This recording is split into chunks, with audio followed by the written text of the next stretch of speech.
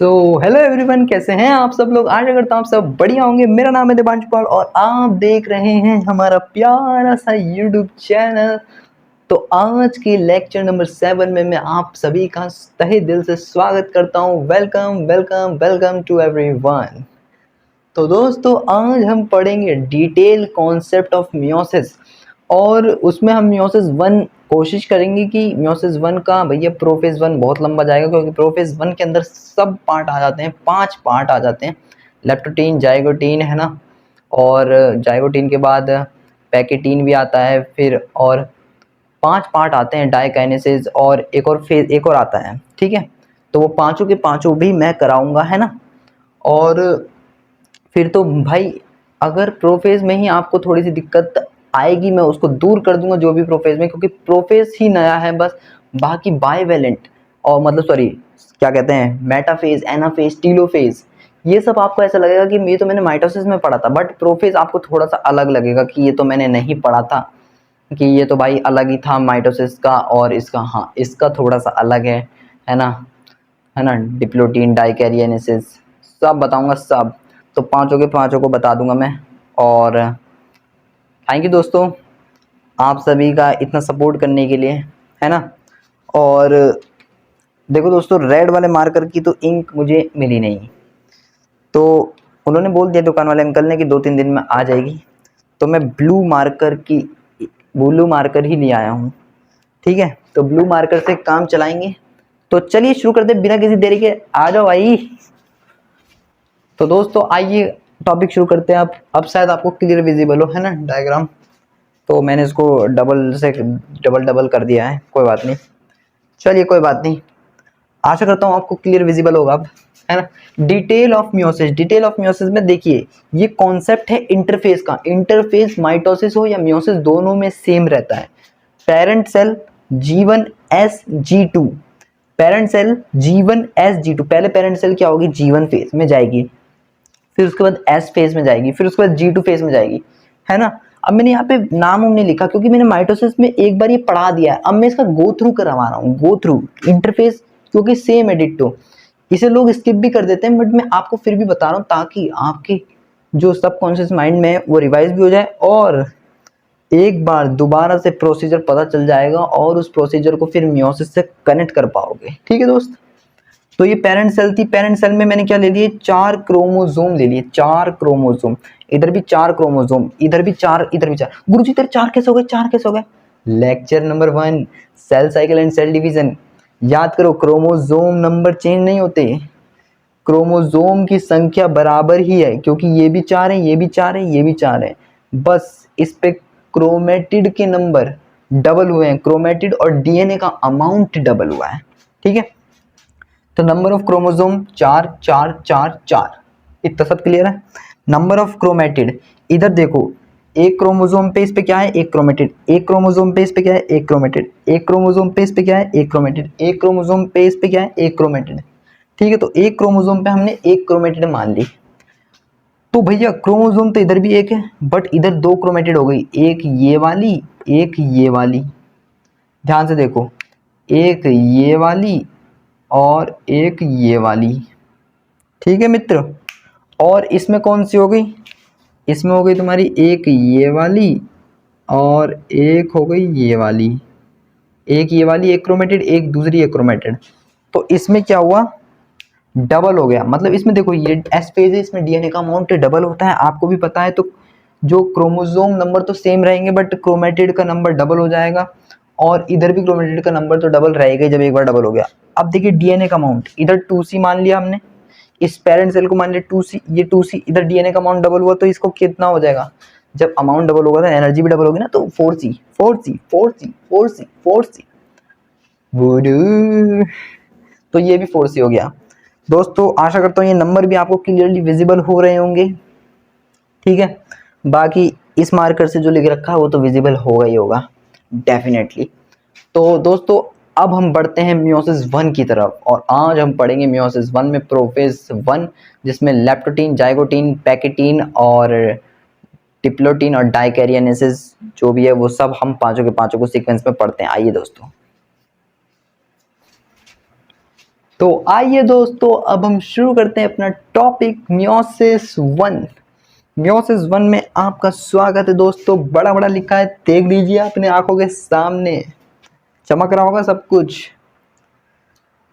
अब देखिए prophase one, देखिए शुरुआत कहाँ से होती है, माइटोसिस में। याद करिए, माइटोसिस में इंटरफेज हो गया था, कैरियोकाइनेसिस के सब पार्ट देखे थे हमने माइटोसिस में याद करो, माइटोसिस में कौन सा देखा था, प्रोफेज। प्रोफेज के सब पार्ट्स क्या थे, अर्ली प्रोफेज, लेट प्रोफेज। हाँ हाँ बिल्कुल सही बता रहे हो आप आंख बंद करके सोचो, आप भी सोचो, इसको ही एक्टिव रिकॉल बोलते हैं। देखो आंख बंद करो और सोचो, क्या बोला कि प्रोफेज के बाद, प्रोफेज के सब पार्ट्स क्या थे, अर्ली प्रोफेज, लेट प्रोफेज, फिर उसके बाद क्या था मेटाफेज, फिर उसके बाद क्या था एनाफेज, फिर क्या था भैया भैया फिर क्या था, फिर एनाफेज के बाद क्या था टीलोफेज, और देन टीलोफेज के बाद क्या था साइटोकाइनेसिस। हाँ जी दोस्तों, तो यही है हमारा माइंड मैप।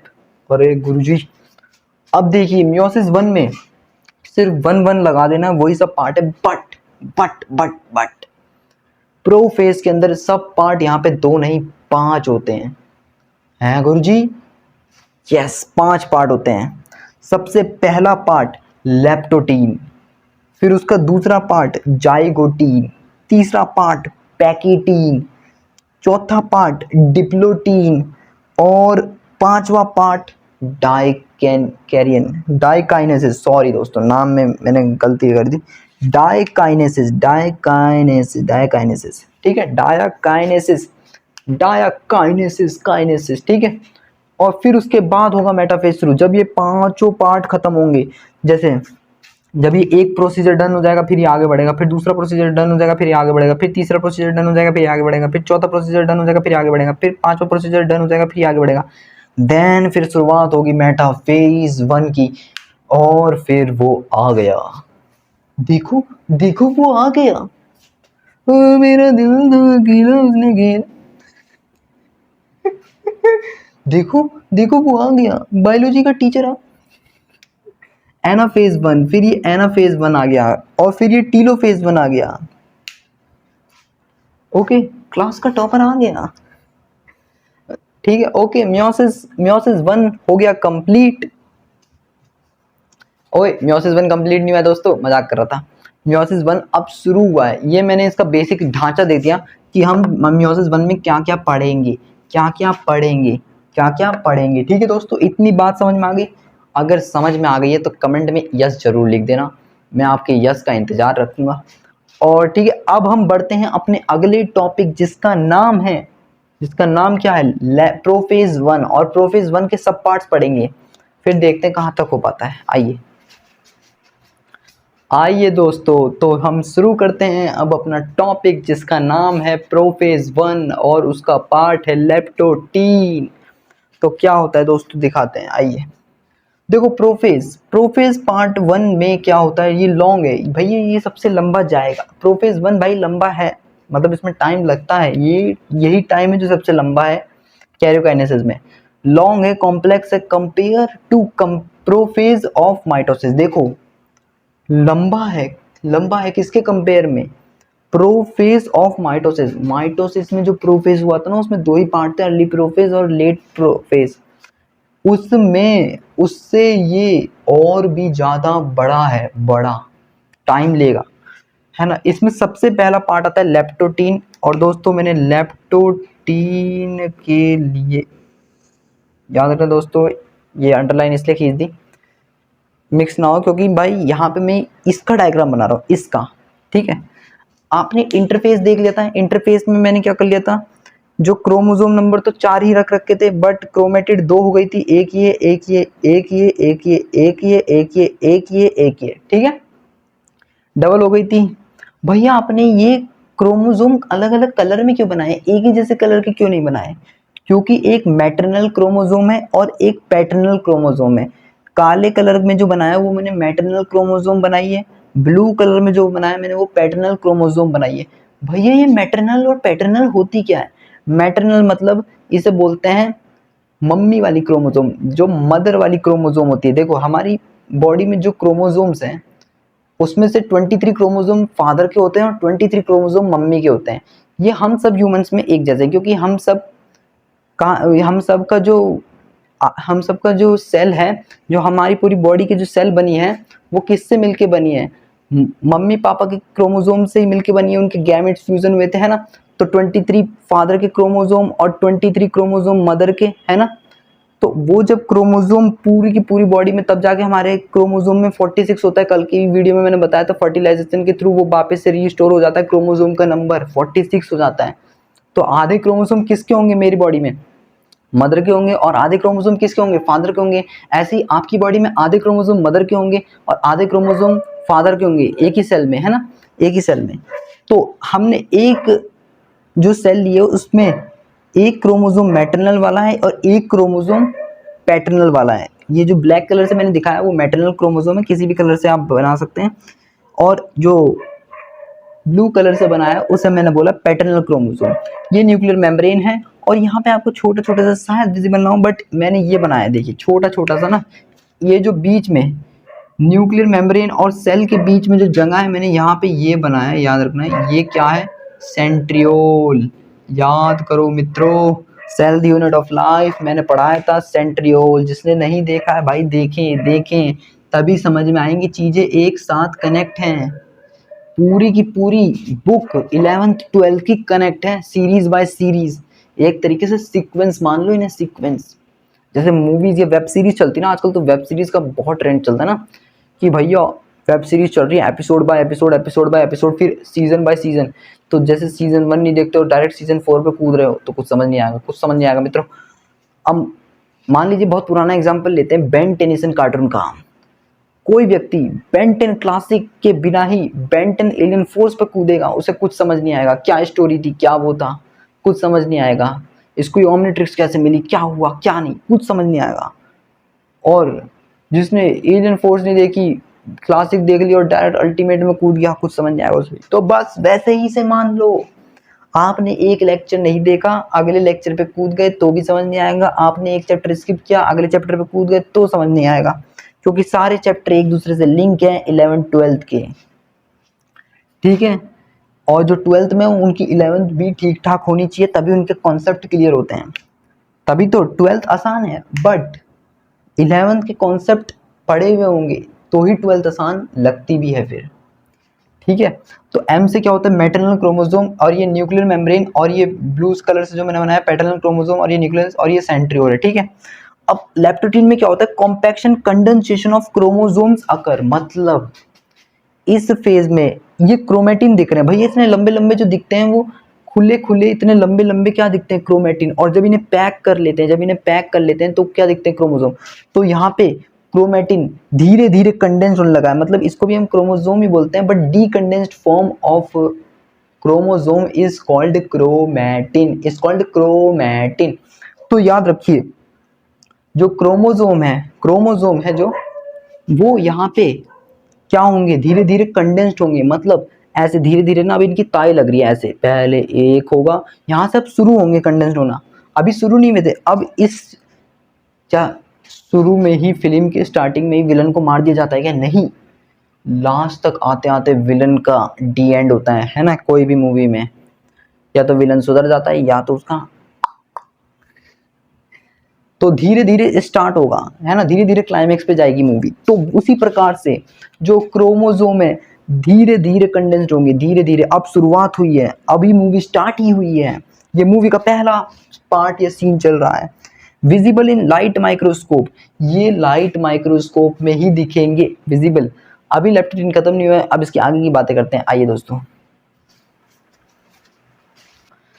दोस्तों, अब हम वही लेप्टोटीन के आगे से कंटिन्यू करते हैं।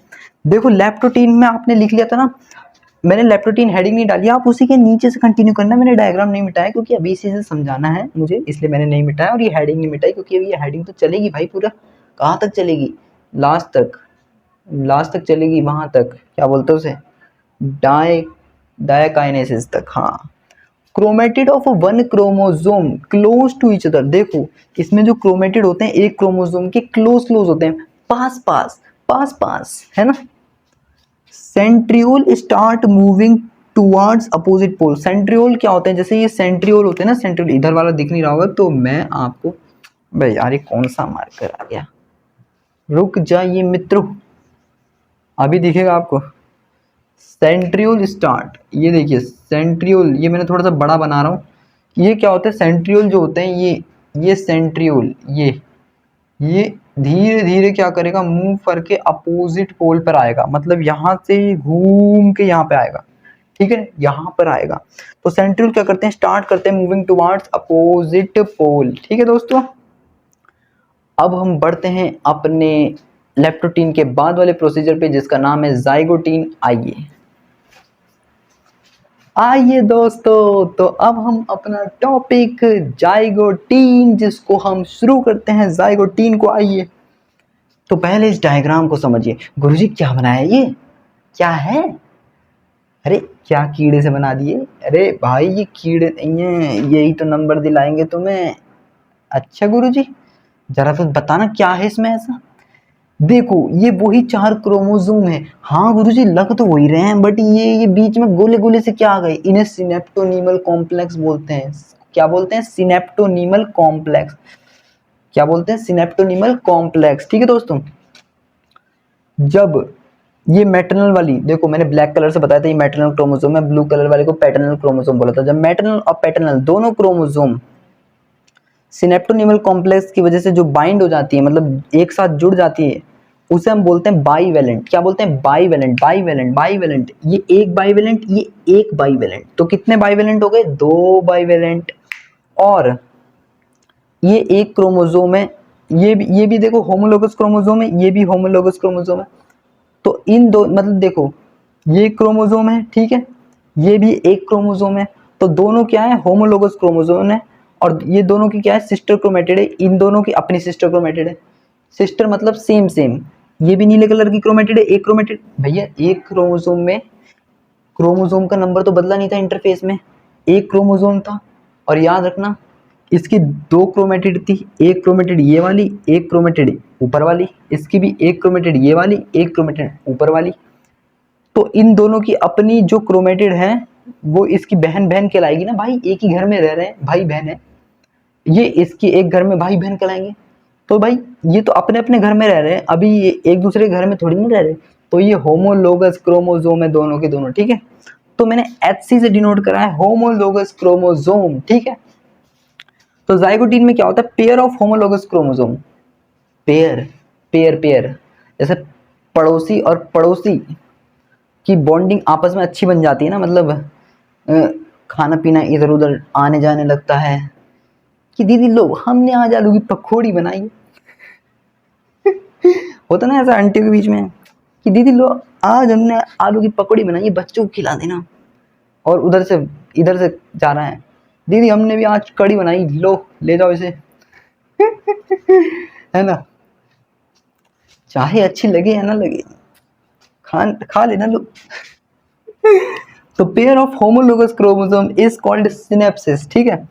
जो पेयर, ये पेयर हो रहा है होमोलोगस, ये होमोलोगस ये होमोलोगस, तो pairing of homologous chromosome, homologous chromosomes के बीच में पेयर होने को क्या बोलते हैं, सिनेप्सिस। क्या बोलते हैं, synapsis, synapsis, synapsis. Occur by protein synaptonemal complex. जिस प्रोटीन के थ्रू इनके बीच में पेयरिंग हो रही है वो क्या है, वो है सिनेप्टोनीमल कॉम्प्लेक्स। जिन अंटी मतलब जिन पड़ोसियों के बीच में ये पेयरिंग हो रही है उनके बीच क्या है, सिनेप्टोनीमल कॉम्प्लेक्स। भाई तुम्हारा घर है उनके बगल में तभी तो हो पा रही है, तुम वहां रहते ही नहीं तो उन आंटी से तुम्हारी बॉन्डिंग कैसे बन पाती, तुम्हारी मम्मी की और उन आंटी की नहीं बन पाती ना। तुम वहां रह रहे हो, उनके पड़ोसी हो, तभी तो बन पा रही है ना, और बातचीत हो रही है इसलिए। तो भाई synaptonemal complex, okay. Occur by protein synaptonemal complex, ठीक है। तो ये इतना पता कर गया कि जिस प्रोटीन के थ्रू हो रहा है। अभी जाइगोटीन खत्म नहीं हुआ है, इसके 2 पॉइंट और लिखवाने हैं, तो चलिए जल्दी से कर लेते हैं। आइए दोस्तों, अब हम देखते हैं आगे की चीजें। चलिए जाइगोटीन के आगे के पार्ट देखो। एक बाइवेलेंट में 2 क्रोमोसोम है, एक ये वाला क्रोमोसोम, एक ये वाला क्रोमोसोम, तभी तो हमने इसे एक बाइवेलेंट बोला, है ना। और उस 2 क्रोमोसोम में 4 क्रोमेटिड है, क्योंकि एक क्रोमोसोम में कितनी क्रोमेटिड है, 2 क्रोमेटिड है। एक क्रोमोसोम में कितनी क्रोमेटिड है, 2। तो भैया 2 क्रोमोसोम में कितनी होंगी, जब भैया एक में 2 हैं तो 2 में कितनी होंगी, 2 × 2 4, यूनिटरी मेथड, अरे गुरुजी गजब यूनिटरी मेथड है। और 4 क्रोमेटिड को ही हमने क्या बोला, एक टेट्राड, मतलब एक बाइवेलेंट को हम एक टेट्राड भी बोल सकते हैं। मतलब 2 क्रोमोसोम जब एक साथ होंगी बाइवेलेंट के फॉर्म में तो हम उसे एक टेट्राड भी बोल सकते हैं। मतलब 4 क्रोमेटिड बाइवेलेंट में के संग होंगी तब हम उसे टेट्राड बोल सकते हैं। Not clearly visible because all 4 chromatid close to each other, ये क्लियरली विजिबल नहीं होती क्योंकि ये डीकंडेंस भी होती हैं, अभी धीरे धीरे कंडेंस्ड होंगी, है ना। और ऊपर से ये क्लोज टू ईच अदर, है ना, क्लोज, पास पास होते हैं। ओके, अब हम बढ़ते हैं अपने अगले टॉपिक जिसका नाम है पैकिटीन। आइए दोस्तों,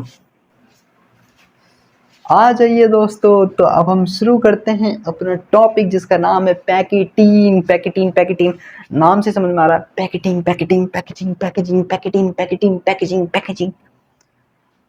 तो दोस्तों पहले डायग्राम को समझ लेते हैं। देखो धीरे धीरे सेंट्रियोल यहाँ से यहाँ पहुंच रहा है, जैसे वो नहीं होता कि सूरज के चक्कर लगा रहा है पृथ्वी, और धीरे धीरे धीरे धीरे धीरे धीरे धीरे धीरे धीरे धीरे धीरे धीरे धीरे धीरे धीरे धीरे धीरे। गुरुजी यहाँ पे एस्ट्रोनॉमिकल फिजिक्स गुजेड़ रहे हो। अब क्या करूं मित्रों, मेरी आदत ही कुछ ऐसी है किसी ना किसी चीज से रिलेट करवाने की। और यहाँ पे देखिए ये एक ब्लैक वाली क्रोमोसोम्स थी, है ना, ये दूसरी क्रोमोसोम। भैया इनमें सिनेप्टोनीमल कॉम्प्लेक्स कहाँ गया, गायब गायब। वो तो बस इन्हें पेयरिंग करवाने के बाद था, अब इनके बीच में लिंक्ड हो गया। देखिए ये सिस्टर क्रोमेटिड थी, ये देखो ये एक होमोलोगस क्रोमोसोम था, ये भी एक होमोलोगस क्रोमोसोम था।